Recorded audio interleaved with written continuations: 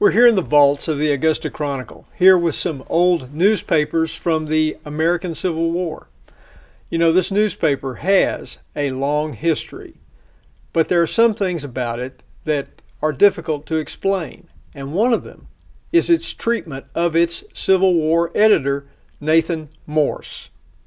Morse was a Northerner, but had come south to become a newspaper editor because he couldn't stand a federal government under Abraham Lincoln. He had many friends here and confidants, including Georgia Governor Joe Brown and Alexander Stephens, the Georgian who was Vice President of the Confederacy. You would think history would deal favorably with him, and you would be wrong. A 1960 history of the Augusta Chronicle heaps so much scorn upon him you would think the damage to Georgia by William T. Sherman paled in comparison. The chapter dealing with the Chronicle, then called the Chronicle Constitutionalist during the war years, is titled Nathan Morse, Turncoat Editor. The book was written by Earl Bell and Kenneth Crabb, veteran Chronicle editors. In the brief chapter about Morse, there were several words used to describe him. Let me go over a few of them.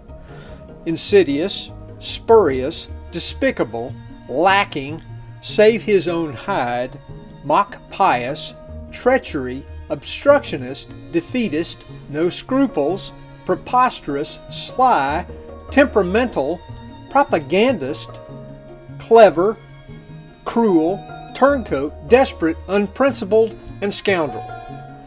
It also said he was funny looking. He was said to have a round face with bright, protuberant eyes that made him look quite boyish. He also had a large mustache that he wore bristling out of his nose in the Victor Emmanuel style. Victor Emmanuel was a European king of the 1800s with few commendable qualities, and to us, well, he looks ridiculous. Why did they hate Nathan Morse? Well, it seems that a lot of this came from some writings by a University of Georgia professor in the early 1950s. He suspected that Morse was involved in some mysterious plot with, of all people, Georgia Governor Joe Brown and Confederate Vice President Alexander Stephens to do in the Confederacy. The peace boosters were interested in getting a state newspaper to push their views, and they chose Morse. That pretty much is all that was said about Nathan Morse in the 1950s and 60s and 70s. When I first read a lot of this, it seemed to sort of make sense. But then I read more of Dr. Ed Cashin's writings about Morse and the Chronicle and the Civil War. And you could sense that Cashin seemed to think something was going on. So I went back and read some of the original things he'd written. I couldn't find any of the stuff that these authors were writing about. Best I can determine, and as I have said many times, I am no historian, just a newspaper man who reads a lot, Morse had his reputation tarnished before Bell and Crabb got to it. They relied on the work of others, who seemed to have looked for internal villains to blame for the Confederacy's external failure. Morse did himself no favors.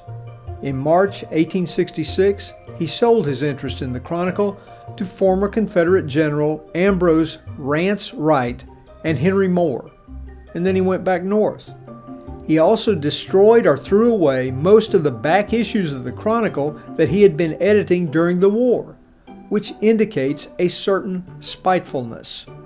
But spite does not make one a traitor. I think that Nathan Morse was a pragmatist, and I think that he realized that the South's effort was done, and nobody wanted to hear that. I think Nathan Morse, while not a particularly attractive character, got a bad rap from Southern authors looking for a Yankee scapegoat. If you name your book Indomitable Voice of Dixie, as Bell and Crabb did, you're probably not going to say much sympathetic about Connecticut-born editors. Morse was an easy target. He wasn't one of us. I think Dr. Ed Cashin suspected this is what happened, and I also think you won't go wrong following Dr. Ed. Cashin was probably closest to the truth. Nathan Morse was not nearly as bad as many said he was. And in fact, if we could find a picture of him, we'd probably find he wasn't that funny looking either.